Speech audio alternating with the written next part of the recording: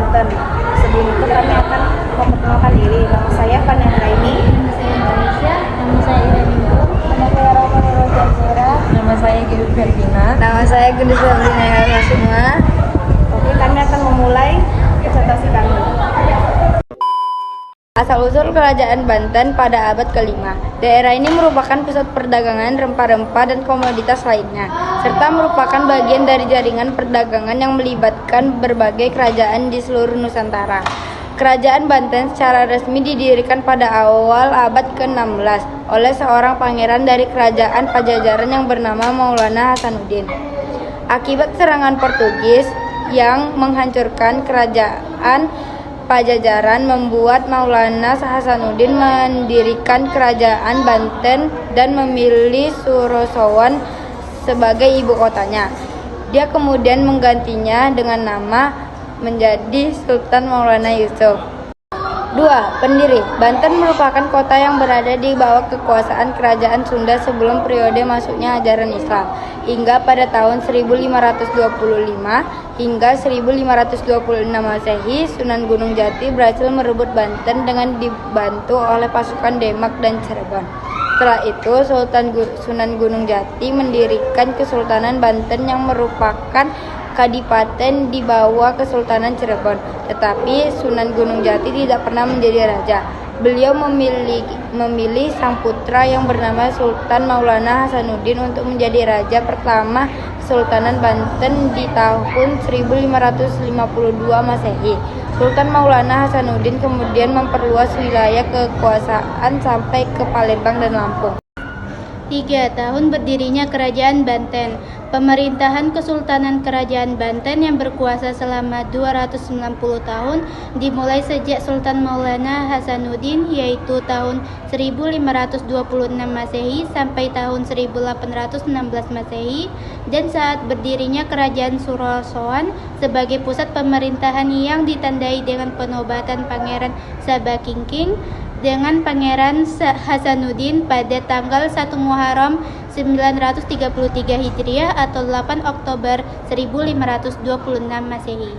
Raja-raja yang menjabat Kerajaan Banten: Sultan Maulana Hasanuddin atau Pangeran Sabakingking, Sultan Maulana Yusuf atau Pangeran Pasarean, Sultan Maulana Muhammad atau Pangeran Sedangrana, Sultan Abu Mafakhir Mahmud Abdul Qadir atau Pangeran Ratu, Sultan Abu Al-Ma'ali Ahmad atau Pangeran Anom, Sultan Ageng Tirtayasa atau Abu Al-Fath Abdul Fattah, Sultan Abu Nasar Abdul Qahar atau Sultan Haji, Sultan Abu Al-Fadi Muhammad Yahya, Sultan Abu Al-Hasin Muhammad Zainul Abidin, Sultan Abdullah Muhammad Syifa Zainul Arifin, Sultan Syarifuddin Ratu Wakil atau Pangeran Syarifuddin, Sultan Abu Al-Ma'ali Muhammad Wasi atau Pangeran Arya Adisantika, Sultan Abu Al-Nasr Muhammad Ari Zainul Shikin, Sultan Aliyuddin atau Abu Al-Mafakhir Muhammad Aliyuddin, Sultan Muhammad Muhyiddin Zainus Solihin, Sultan Muhammad Ishaq Zainul Muttaqin, Sultan Wakil Pangeran Natawijaya, Sultan Aliyuddin atau Abu Al-Mafakhir Muhammad Aqiluddin, Sultan Wakil Pangeran Suramenggala, Sultan Maulana Muhammad Syafiuddin. B. Kehidupan politik Kerajaan Banten adalah salah satu contoh dari dinamik sejarah Nusantara yang dipengaruhi oleh faktor-faktor internal dan eksternal. Kehidupan ekonomi Kerajaan Banten sangat berkembang karena pelabuhannya yang strategis. Pelabuhan Banten menjadi tempat bertemunya pedagang dari berbagai negara, baik dari Eropa maupun Asia. Dari pelabuhan ini, berbagai komoditas perdagangan seperti lada, beras, cengkeh, dan lain-lain disebar luas ke seluruh dunia. Namun, kehidupan ekonomi Kerajaan Banten juga menghadapi tantangan dari VOC yang ingin menguasai monopoli perdagangan di wilayah ini.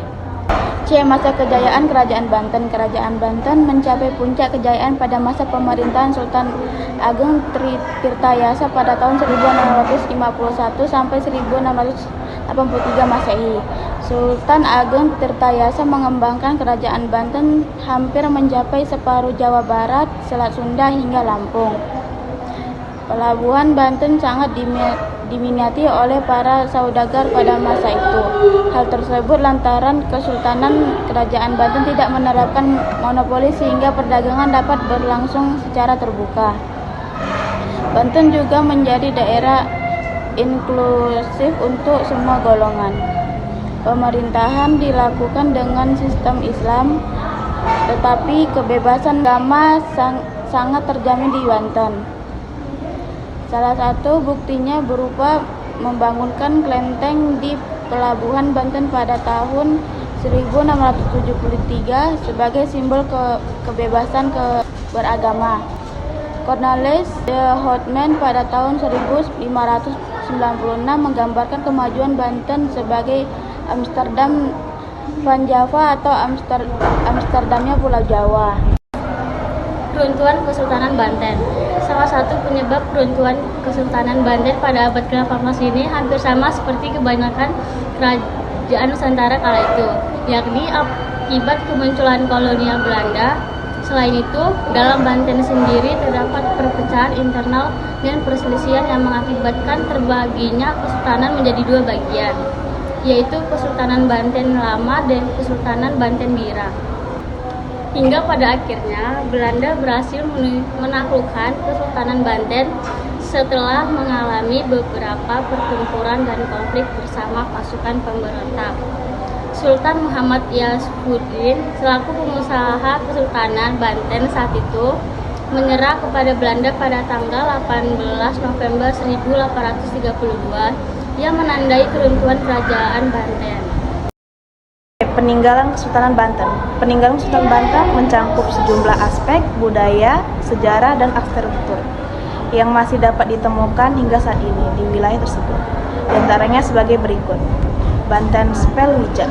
Banten ini dibangun pada abad ke-17 oleh pemerintah kolonial Belanda setelah menakluk Kesultanan Banten. Karton Kaibon merupakan istana yang digunakan oleh sultan-sultan Kesultanan Banten. Masjid Agung Banten, masjid yang juga dikenal sebagai Masjid Agung Al-Mukarramah, adalah salah satu masjid bersejarah yang dibangun selama masa Kesultanan Banten.